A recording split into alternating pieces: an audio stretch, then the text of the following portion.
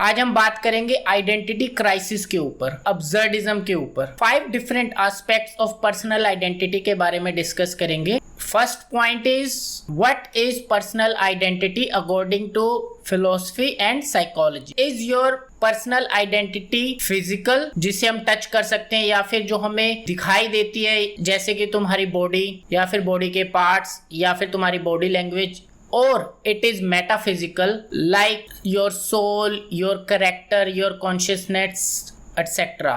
Third point is my 5 thought experiment on personal identity that can make you rethink on your own identity. Fourth point is what are the problem that we can face or we are facing while taking personal identity too seriously. Fifth point is my own opinion on personal identity.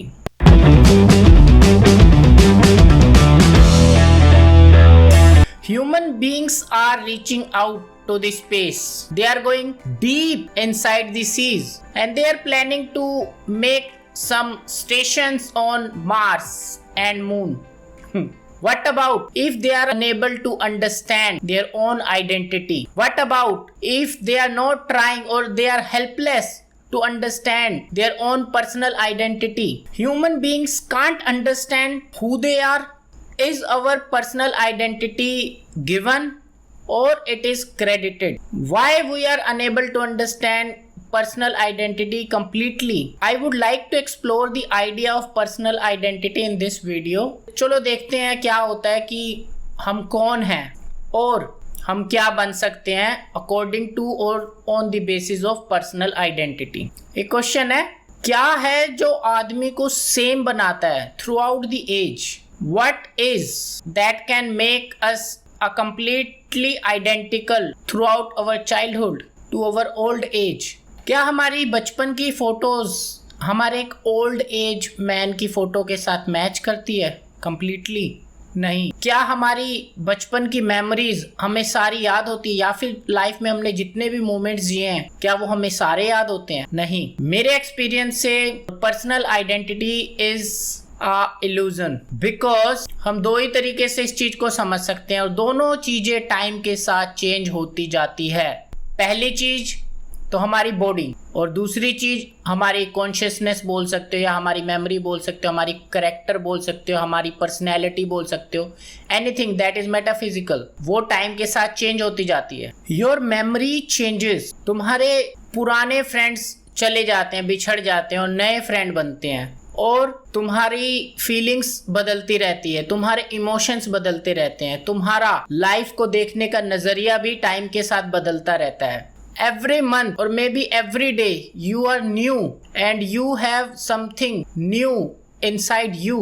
The only thing from birth to death is your name associated with you. That remains constant. Else everything changes with time. Throughout the history जो philosophers हैं वो उन्होंने बहुत struggle किया है personal identity को लेके, जो आपको आप बनाती है। पर्सनल आइडेंटिटी को समझने के लिए कुछ साइंटिफिक थ्योरीज की बात करते हैं। तो पहली थ्योरी है body theory. According to body theory हम ऐसे समझ सकते हैं कि हम एक ही बॉडी में तो रहते हैं, हमारी बॉडी हमेशा सेम रहती है। क्या ये सच है? कुछ मायने में हम ये कह सकते हैं कि हम एक ही बॉडी में रहते हैं और हमारी बॉडी एक परसिस्टेंट रहती है। बट अगर देखा जाए पर एज या फिर from the age of birth till 20 और 25 हमारी हाइट बढ़ती है, हमारी बॉडी में बहुत सारे चेंजेस आते हैं, हमारी बॉडी ग्रो करने की कैपेसिटी बढ़ रही होती है, बहुत सारे हार्मोनल चेंजेस आते हैं, हमारी आवाज भारी हो जाती है, या फिर और भी बहुत सारे केसेस हैं जो टाइम टू टाइम डेट के साथ बढ़ते हैं। हमारे में एक मैच्योरिटी आती है और एक टाइम आने के बाद हमारी रीजनिंग बढ़ती है, और एक टाइम आने के बाद हमारी रीजनिंग भी कम होती जाती है और हमारी बहुत सारी मेंटल कैपेसिटीज भी कम होती जाती है। और एक एज ऐसी आती है कि जहाँ पे हमें सुनने की भी क्षमता कम हो जाती है, देखने की, वर्क करने की भी, बहुत सारी चीज़ें हमारी जो भी हमारी कैपेसिटीज होती हैं वो कम हो जाती हैं। तो जो बॉडी थ्योरी है वो तो एक तरफ से देखा जाए वो बहुत कॉम्प्लेक्स है, क्योंकि हम एक ही बॉडी के अंदर रहते हैं, लेकिन हम कंसिस्टेंटली चेंज होते रहते हैं। तो आप ऐसे भी बोल सकते हो कि बॉडी थ्योरी फेल हो रही है यहाँ, क्योंकि हमारी सारी बॉडी चेंज होती रहती है time to time. For example जो हमारे ब्लड सेल्स होते हैं वो 4 महीने के बाद चेंज हो जाते हैं, और जो हमारा स्केलेटन होता है वो भी टाइम के साथ रीमॉडल्ड होता जाता है। हमारी फेस की स्किन चेंज हो जाती है, हमें रिंकल्स आते हैं, पिंपल्स आते हैं या फिर स्कार्स आते हैं। तो एक तरफ से ये कहा जा सकता है कि हमारा जो फिजिकल वर्जन है वो टाइम के साथ अपडेट होता रहता है। तो ये तो थ्योरी फेल होती जा रही है। तो कौन सी थ्योरी है? अगर हम बॉडी नहीं है, क्योंकि हमारी बॉडी तो चेंज होती रहती है, और आइडेंटिटी तो कुछ ऐसी होनी चाहिए ना जिसे हम एक्सप्लेन करें या फिर जिसे हम एक रिजिड नेम दे दें। क्यों? सो पर्सनल आइडेंटिटी का एक सोल्यूशन हो सकता है मेमोरी थ्योरी, क्योंकि पर्सनल आइडेंटिटी कुछ ऐसी होगी जो परसिस्ट होएगी थ्रू आउट द टाइम। तो उसमें मेमोरी थ्योरी हमारी बहुत हेल्प कर सकती है, क्योंकि एक मेमोरी ही तो है जिससे हम अपने ओल्ड वर्जन के साथ कनेक्टेड रहते हैं। हमने पास्ट में क्या किया है वो हमारी मेमोरी में स्टोर हो जाता है और प्रेजेंट के साथ कनेक्ट होता रहता है डे टू डे, जिससे हम बोल सकते हैं कि हमारी जो पर्सनल आइडेंटिटी होती है वो हमारी एक मेमोरी ही होती है जो इंडिकेट करती है हमारी पर्सनल आइडेंटिटी। पर व्हाट इफ हमारी मेमोरी एक तरफ से देखा जाए तो वो भी एक इल्यूजन, क्योंकि क्या क्राइटेरिया है कि जो हमारी मेमोरीज हैं, जो हमने मोमेंट्स जिए हैं पास्ट में, वो एग्जैक्टली एक्यूरेटली हम रिकॉल कर सकते हैं? क्या गारंटी है कि अगर हम अपनी मेमोरी को अल्टर कर लें? फॉर एग्जाम्पल अगर एक आदमी एक बीमारी जिसे डायमेंशिया बोलते हैं उससे सफर कर रहा है, जिस बीमारी में मेमोरीज लॉस्ट हो जाती हैं, तो क्या भी वो आदमी सेम आइडेंटिटी रहेगी? अगर यस, तो ये तो अब हमें मेमोरी थ्योरी से बजाय अब हम बॉडी थ्योरी में जा रहे हैं। बट क्या हो रहा है, body theory itself is not accurate, और सेकंड अब यहाँ पे मेमोरी थ्योरी भी फेल हो रही है, क्योंकि हमने बहुत सारे केसेस देखे हैं जहाँ पे हमने कुछ लोगों से उनकी पास्ट मेमोरीज को टाइम टू टाइम उनसे रिकॉल करवाया, जहाँ पे उन्होंने हर बार अपनी पास्ट मेमोरीज को एक डिफरेंट वे में एक्सप्लेन किया या फिर डिफरेंट तरीके से बताया, but they were unable to explain their past memories in exactly the same way they have और दे मस्ट हैव एक्सपीरियंस्ड। तो हम ये बोल सकते हैं कि मेमोरीज कैसे सही हो सकती हैं जबकि हम अनेबल हैं एक्सप्लेन करने के कि जिस हिसाब से हमने मोमेंट्स को जिया है उस तरीके से। अब हम तीसरी थ्योरी की बात करते हैं, कॉन्शियसनेस थ्योरी, क्योंकि अगर मेमोरी थ्योरी भी फेल हो रही है और फिजिकल थ्योरी भी, जो बॉडी थ्योरी है वो भी फेल हो रही है, समथिंग इज देयर, और वो हम कॉन्शियसनेस बोल सकते हैं कि हमारी एक ह्यूमन खुद की कॉन्शियसनेस होती है जो हमारे माइंड में या फिर हमारे बैकग्राउंड में चलती रहती है, जो बहुत सारी इंफॉर्मेशन हमारे से रिलेटेड स्टोर कर रही होती है। फॉर एग्जाम्पल हम किसी चीज को कैसे फील करते हैं या फिर हम किसी चीज के बारे में क्या सोचते हैं, हमारे क्या पर्सपेक्टिव हो सकते हैं। अगर हम कुछ भूल भी जाते हैं पास्ट में, तो भी अगर हम फ्यूचर में आते हैं तो हम एक तरीके से उस चीज को अपनी ही ओन आइडेंटिटी से हम फील कर सकते हैं, एक्सप्रेस कर सकते हैं या फिर हम एक्सप्लेन कर सकते हैं।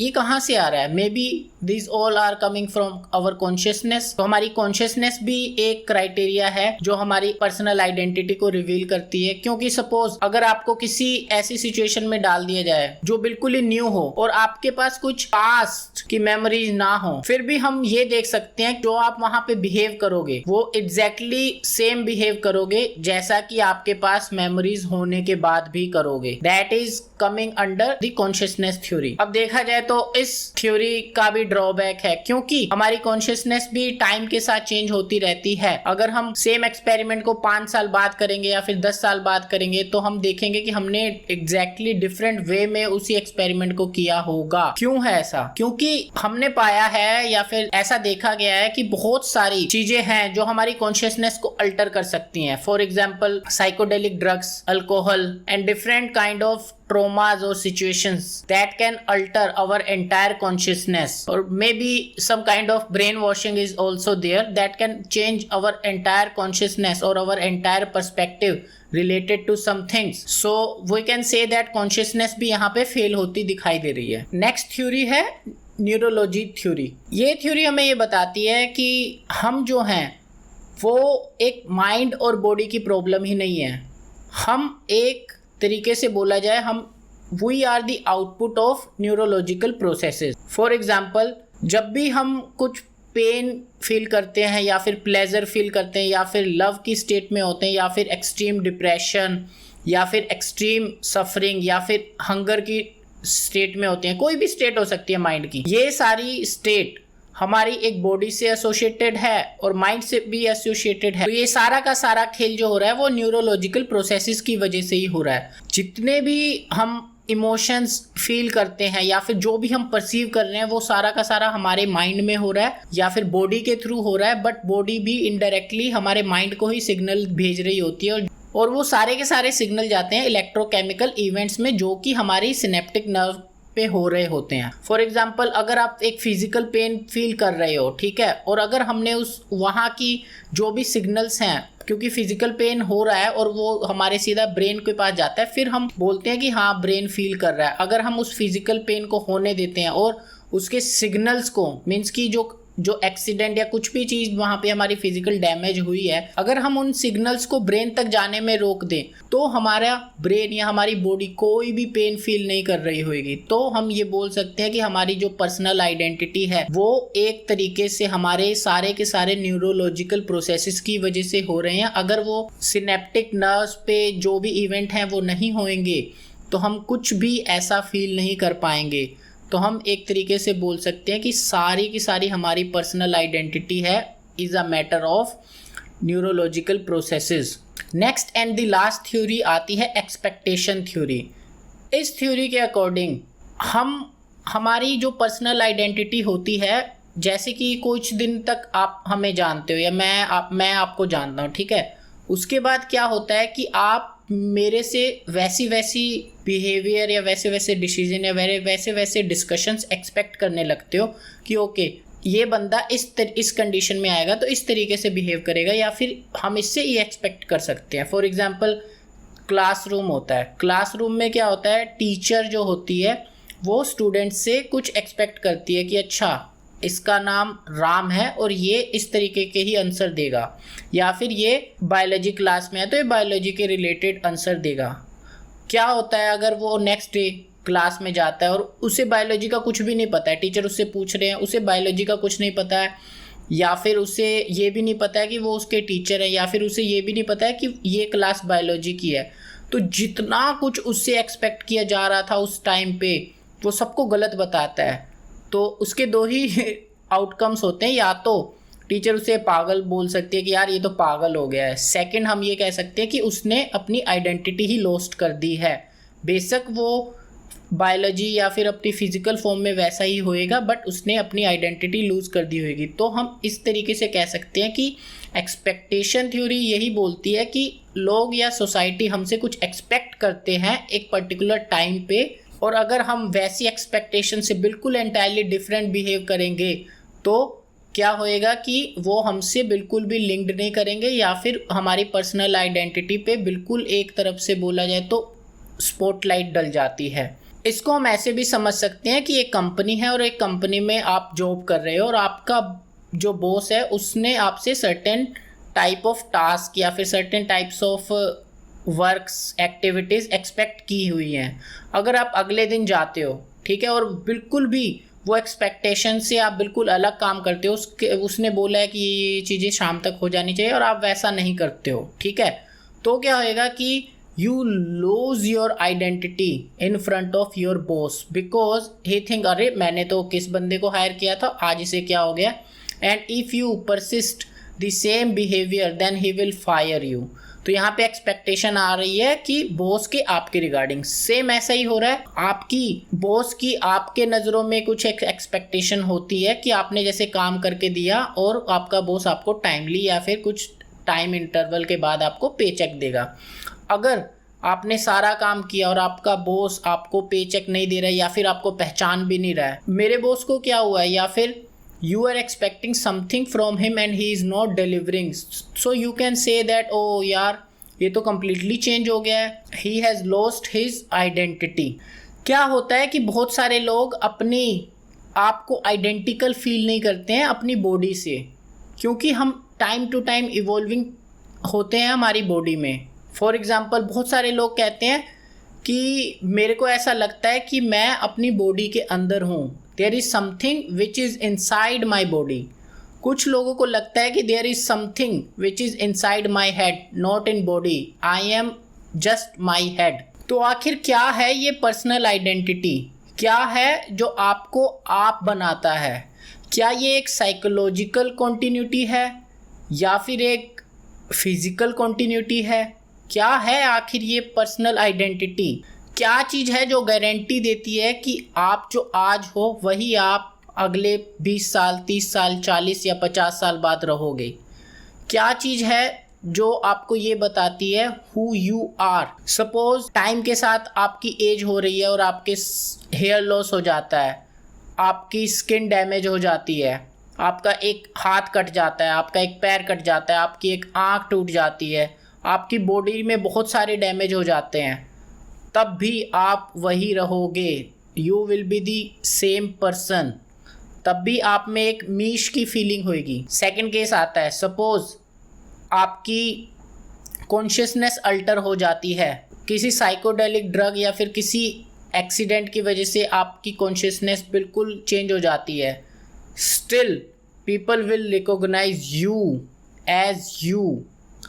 क्या है कि अगर हम ये बोलें कि आपकी मेमोरी लॉस हो गई है, आपको पिछला कुछ भी याद नहीं है, फिर भी आप में वो मीश वाली फीलिंग ज़रूर होगी, या फिर लोग आपको उसी तरीके से परसीव करेंगे, क्योंकि we can not control people to perceive you. Society के आपसे एक्सपेक्टेशन है, आपने इंटायरली डिफरेंट किया, still you are the you are the same, और you are the centre of your experience. अगर आपके ब्रेन के किसी पार्ट में डैमेज हो जाता है तो आप अपनी कुछ मेमोरीज भूल जाओगे, and you will be feeling new things और मे be old things in different ways. Still you are the you. और वी कैन से कुछ ऐसा हो जाता है आप फिजिकल आपके साथ, तो आप कुछ चीज़ों को सेंस नहीं कर पाओगे। मतलब कि पहले मैंने बताया कि मेमोरीज चेंज होएगी, बट आपकी फीलिंग्स और वैल्यूएशन जो होएगा वो अलग हो जाएगा। अब सेकंड केस में ये बता रहा हूँ कि आपका वैल्यूएशन चेंज हो जाएगा, still you have that memories. और तुम्हें फील होएगा यार कि मैंने ना ये सब चीज़ें ऐसे फील की थी, अब ये पता नहीं क्यों ऐसा फील नहीं हो रही है,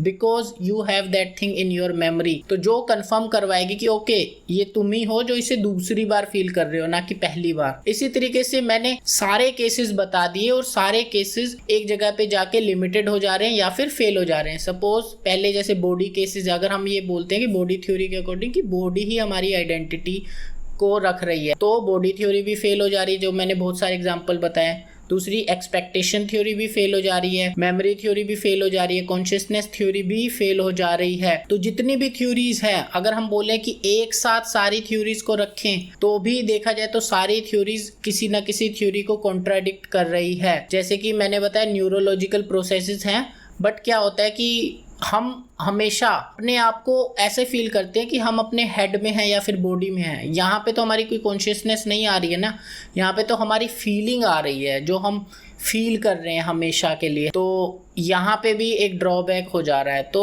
हम ये कह सकते हैं कि जो हमारी पर्सनल आइडेंटिटी है वो बहुत ही ज़्यादा कॉम्प्लेक्स चीज़ है जिसे अभी तक समझा नहीं गया है। पर्सनल आइडेंटिटी को समझने के लिए ना ह्यूमन हिस्ट्री भी बहुत कॉम्प्लेक्स रही है। फॉर एग्जाम्पल ह्यूमन हिस्ट्री में क्या हुआ कि लोगों ने एक दूसरे को अपने से सेपरेट करने के लिए क्या किया, वॉर की, फाइट की, रिलीजन बनाया, कल्चर बनाया, और सोसाइटी क्रिएट्स की, ग्रुप क्रिएट्स किए, बाउंड्रीज क्रिएट की, नेशनैलिटीज़ क्रिएट की, या फिर अपना रेजाइम बनाया अलग, बहुत सारे केसेस किए, जिससे क्या हो रहा है कि वो लोग एक दूसरे को अपने आप से अलग कर लें और अपनी एक सेपरेट आइडेंटिटी बना लें। जैसे कि रेशियल एथनिसिटी आ गया, या फिर जो लोग पहाड़ों पे रहते थे उन्होंने अपना एक अलग ग्रुप बना लिया, जो सीज के पास रहते थे उन्होंने अपना ग्रुप अलग बना लिया, या फिर जो मरुस्थल के पास रहते थे उन्होंने अपना एक ग्रुप अलग बना लिया, सो दैट कि उनकी एक डिफरेंट आइडेंटिटी हो। लेकिन क्या वो आइडेंटिटी स्टैटिक्स है? अगर हम फिलोसफी की बात करें, साइकोलॉजी की बात करें, तो देखा जाएगा कि जो हमारी आइडेंटिटी है ना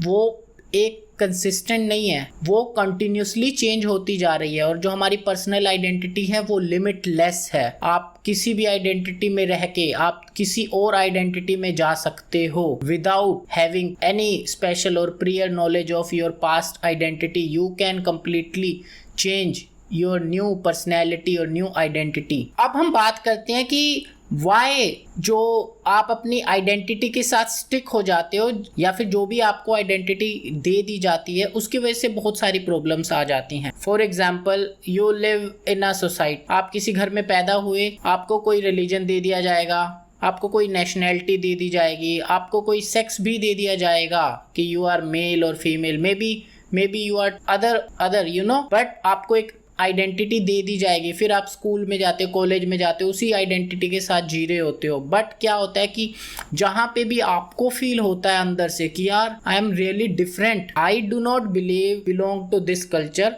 आई do not believe in this religion, I am different, I don't think like the whole people in my community, my nation and my society think, तो क्या होएगा?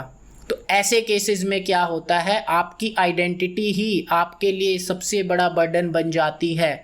क्योंकि मैंने जैसे बताया साइकोलॉजी में और फिलॉसफी में ये बोला जाता है कि जो हमारी आइडेंटिटी है वो लिमिटलेस है, हमारी आइडेंटिटी का कोई एक बाउंड्री नहीं है, बट हमें कुछ आइडेंटिटी दे दी जाती है सोसाइटी या फिर नेशन या फिर जो भी बोला जाए या फिर कल्चर के थ्रू।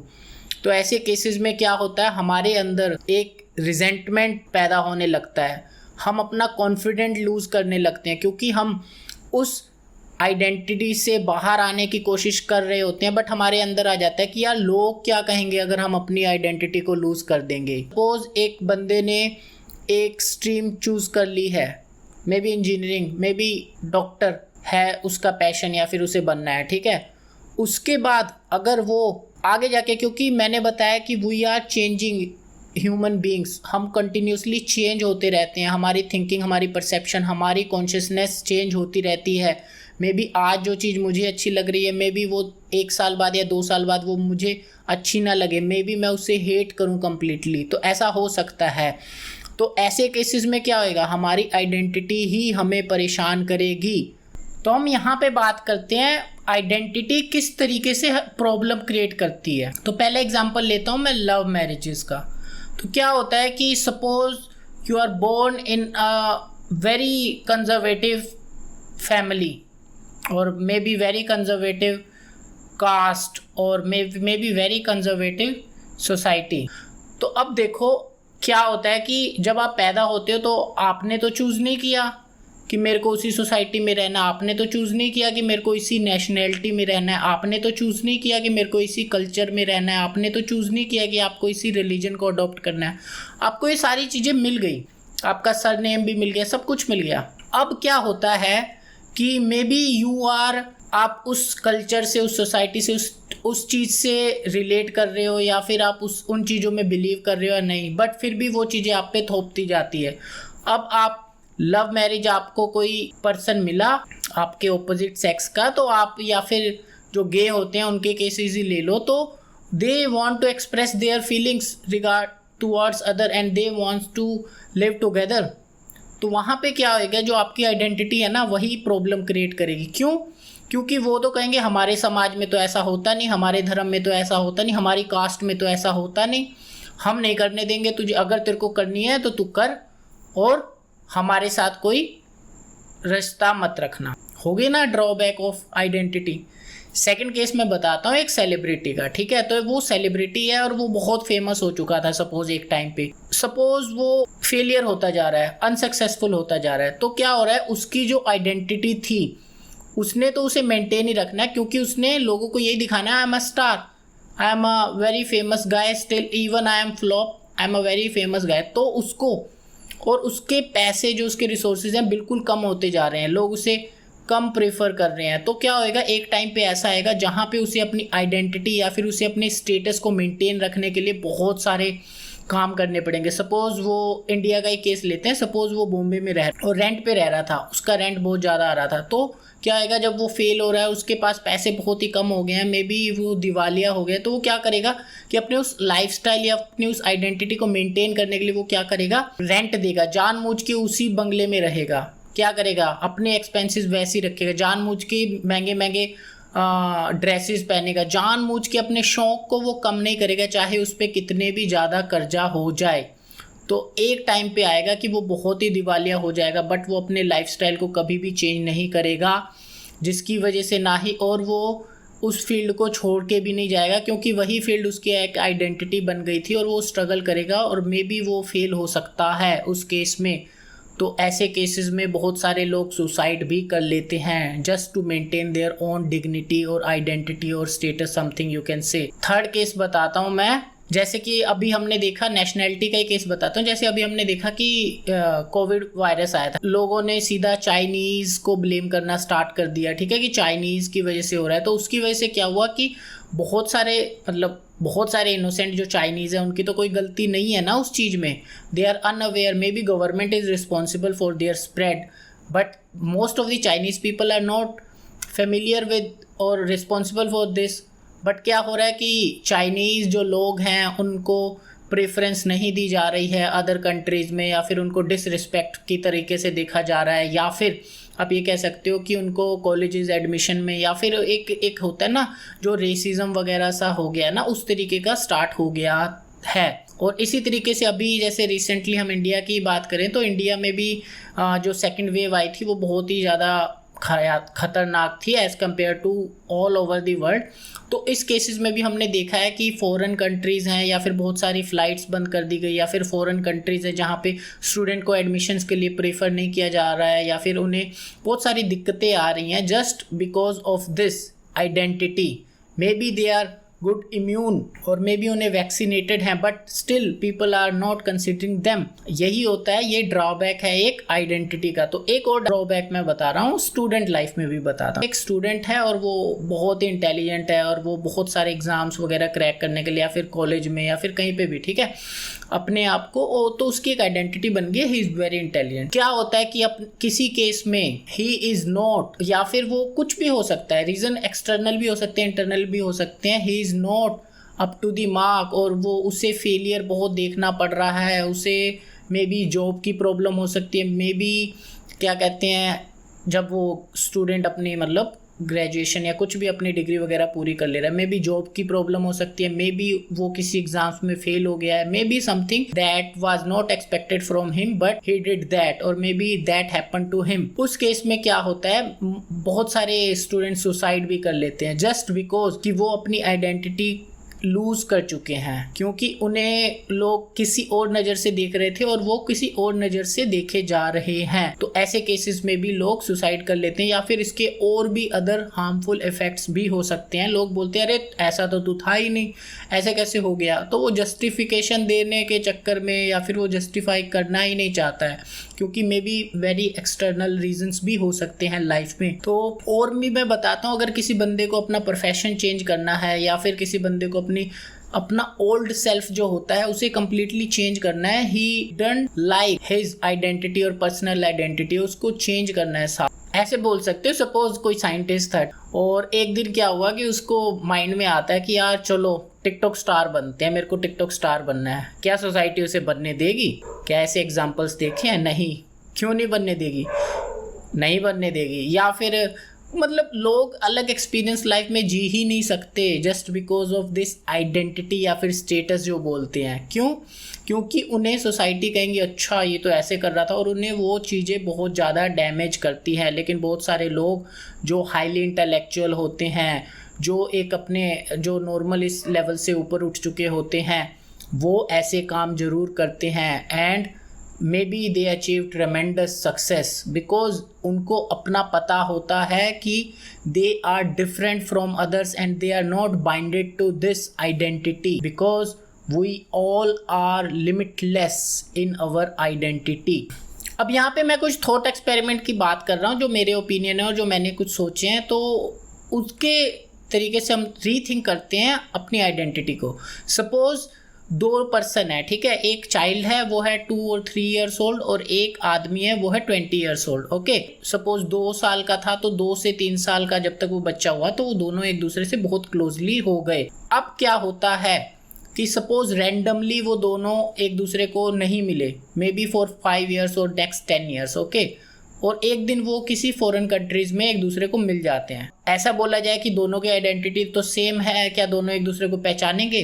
अब नाम भी सेम हो सकता है पर सेम नाम के तो लोग बहुत सारे हो सकते हैं ना। अब यहीं पे आती है बात, वी बिकम डिफरेंट। क्यों? क्योंकि वो जो 20 ईयर्स ओल्ड बंदा था वो 30 ईयर्स ओल्ड का हो जाएगा, और जो 3 ईयर्स ओल्ड चाइल्ड था वो 13 ईयर ओल्ड का हो जाएगा। अब क्या होएगा कि जो 13 ईयर ओल्ड है उसकी सारी मेमोरीज डिलीट हो चुकी हैं, वो उस नए बंदे को, वो उस पुराने बंदे को जानता था, पर उस नए बंदे पर उसकी शक्ल अच्छे से एग्जैक्टली याद नहीं कर पा रहा है, क्योंकि उसने उसे कभी सेकंड टाइम बीच में देखा ही नहीं। अब क्या होएगा कि उस बच्चे, जो बच्चा है वो 13 साल का, उसके लिए तो वो कम्प्लीटली न्यू है। और सेकंड क्या होएगा, जो वो बंदा था उसने भी उसे कम्प्लीटली न्यू देखा, उसकी हाइट चेंज हो गई, उसकी बॉडी शेप, उसकी स्ट्रक्चर, उसकी बात करने का तरीका। तो यहाँ पे हम ये बोल सकते हैं ये दोनों मिल तो सेम ही पर्सन से रहे हैं 10 साल बाद, लेकिन वो दोनों के दोनों इंटायरली डिफरेंट ह्यूमन बींग से मिल रहे हैं। अब सेकंड केस में बताता हूँ रोमांस का या फिर लव का, ठीक है। Suppose you are in love with a girl that is off, मतलब दो, यहाँ पे दो कपल्स की ही बात कर रहा हूँ कि दो जोड़े थे और उन्होंने क्या किया कि वो कॉलेज के टाइम पे थे, 2021 के टाइम पे जब, ठीक है, तो दोनों मिले और उन दोनों में एक बहुत ही अलग अट्रैक्शन था, एक बहुत ही अच्छी फीलिंग थी दोनों के दोनों में, ठीक है। लेकिन क्या होता है, किसी कारणवश उन दोनों की अलग अलग शादी हो जाती है, और वो पहले रिलेशनशिप में थे बट उनकी शादी हो जाती है। अब वो मिलते हैं 15 ईयर्स लेटर। तो क्या होता है, दोनों के बच्चे हो चुके हैं, दोनों की अलग जॉब हो चुकी है, एंड दोनों ही अपनी फैमिली या मैरिज में बहुत ही फ्रस्ट्रेटेड है। अब दोनों मिलते हैं, ठीक है, क्योंकि पहले भी दोनों मिलते थे। अब जो पहले मिलते थे उनकी जो मिलने की फीलिंग थी, या फिर उनकी जो बातों के एक्साइटमेंट था, या फिर उनका जो मिलने का एक्साइटमेंट था, वो बहुत ही एंटायरली नेक्स्ट लेवल का था, ठीक है। लेकिन अब ये दोनों जब 35 की एज में कहीं पे किसी पार्टी में या किसी भी इंसिडेंट से मिल जाते हैं और बीच में बिल्कुल भी नहीं मिले, तो क्या होएगा वहाँ पे तुम देखो तो दोनों की एक्साइटमेंट बिल्कुल अलग होएगी, मे बी बहुत ही लो है, दोनों का बात करने के तरीका बिल्कुल लो हो या बहुत ही अलग हो, या फिर उनकी बातें वैसी बिल्कुल भी नहीं होंगी। ये तो फॉर श्योर है कि वैसी नहीं होंगी जैसे पहले थी, ठीक है। और उनका एक्साइटमेंट, उनका एनर्जी लेवल, सब कुछ, मे बी वो जो लड़का है उस लड़की की बॉडी को देखे या फिर उसके कैरेक्टर को, उसकी पर्सनैलिटी को देखे, ही नॉट, मतलब उसमें उतनी वो बात ना है, उसे लगे यार ठीक है चल कोई ना। अब वो मिलना सिर्फ एक फॉर्मेलिटी हो जाएगी उस टाइम पे, या फिर लड़की भी उस लड़के की इंटेलेक्चुअल या किसी भी चीज़ से इम्प्रेस थी, उसे वो इम्प्रेसनेस दिखेगी नहीं। तो दोनों ही एक दूसरे को उतनी एक्साइटमेंट, उतने थ्रिल और उतने पैशन के साथ नहीं मिलेंगे। मोस्ट ऑफ द केसेस यही होता है। तीसरा केस बताता हूँ चीटिंग का। चीटिंग का मीन्स की करप्शन का। Suppose you have a friend, okay, तुम्हारा पास्ट में कोई फ्रेंड था और 5 सालों तक, ठीक है, वो तुम्हारा फ्रेंड बहुत अच्छा रहा, उसने तुम्हें कभी चीट नहीं किया, उसने तुम्हें कभी भी लाए नहीं बोला, means he was totally honest with you at your उन 5 सालों में। मे बी और कोलीग हो सकता है, तुम्हारा कॉलेज फ्रेंड्स हो सकता है, कुछ भी हो। अब हम बात करते हैं वो 15 साल बाद तुमसे मिलता है। Do you expect the same thing कि आपने उसे कुछ पैसे दिए, क्या आपको लगता है कि वो आपके पैसे उधारे जो आपने दिए हैं वो वापस कर देगा विद दैट ऑनेस्टी, या फिर आपने उसे अपने कुछ सीक्रेट्स बताए, डू यू थिंक कि वो आपके सीक्रेट्स किसी के साथ रिवील नहीं करेगा विद दैट ऑनेस्टी जो उसने 15 साल पहले, जो पहले प्रीवियसली आपको दिखाई थी?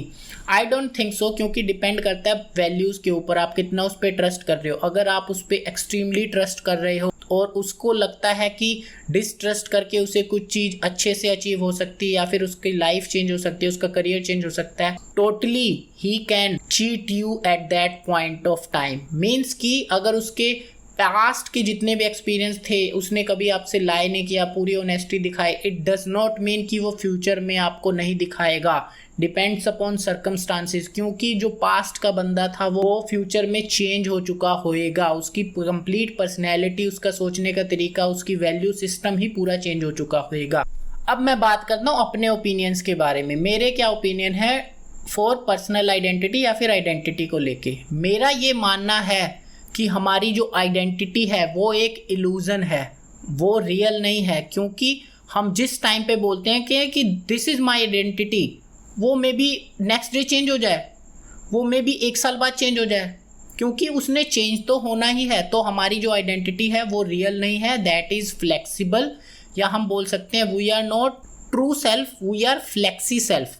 हमारी आइडेंटिटी एक फ्लूइड की तरह मूव कर रही है, ना कि एक रिजिड है। और जो हमारी आइडेंटिटी है वो हमारे वैल्यू सिस्टम पे डिपेंड करती है कि हम किस चीज़ को कितनी वैल्यू देते हैं। अगर हम किसी चीज़ को बहुत कम वैल्यू देते हैं तो हमारी जो आइडेंटिटी होती है उस रिस्पेक्ट में कम हो जाती है, और अगर हम किसी चीज़ को बहुत ज़्यादा वैल्यू देती है तो हमारी आइडेंटिटी उस चीज़ को लेके फिक्स सी होती दिखती है, बट फिक्स नहीं होती है, फिक्स सी होती दिखती है। बेसिकली ये बोल सकते हैं कि जो हमारी आइडेंटिटी है वो हमारे एक्सपीरियंस और हमारे थॉट्स और हमारे वे ऑफ परसीविंग उसके अकॉर्डिंग, या फिर हमारा जो एक्सटर्नल एनवायरनमेंट है उसके अकॉर्डिंग मोल्ड होती रहती है। तो मेरे अकॉर्डिंग तो आइडेंटिटी जो है वो एक स्कैम है। मे बी ह्यूमन काइंड का सबसे बड़ा स्कैम आइडेंटिटी ही है।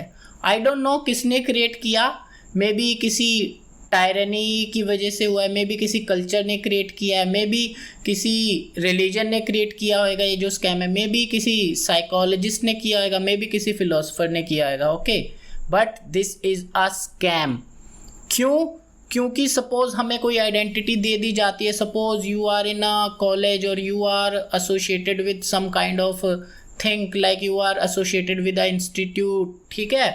तो वहाँ पे क्या होता है कि तुम पूरी ज़िंदगी उस आइडेंटिटी को जो तुम्हें दी गई है वो कि एक आइडेंटिटी एक आर्बिट्रेरी थी, रैंडमली थी, उसे तुम अपनी पूरी ज़िंदगी डिफेंड करने में लग जाते हो। For example you are passing out with a good degree और may be you are a doctor, तो तुम पूरी ज़िंदगी यही डिफेंड करते रह जाओगे कि हाउ कूल डॉक्टर्स आर। तुम यही कहते रह जाओगे नो, इंजीनियर से तो अच्छे डॉक्टर होते हैं, या फिर मेरा कॉलेज सबसे अच्छा है, या फिर मेरा कंट्री ही सबसे अच्छा है, या फिर तुम ऐसे डिफेंड करोगे कि अदर कोई डिग्रीज होती नहीं है, मेरी डिग्री ही सबसे ऊपर है, या फिर मेरी जॉब ही सबसे ऊपर। तुम्हारा जो अटैचमेंट है वो एक फॉल्स अटैचमेंट होता है तुम्हारी आइडेंटिटी से, जो तुम्हें बहुत जगह पे मिसलीड कर जाता है, और तुम उस आइडेंटिटी को गिव अप भी नहीं कर सकते, या फिर ऐसे बोलते हैं तुम्हारे अंदर एक कन्फर्मेशनल बायस्ड बन जाते हैं जो उस आइडेंटिटी के साथ अटैच हो जाते हैं।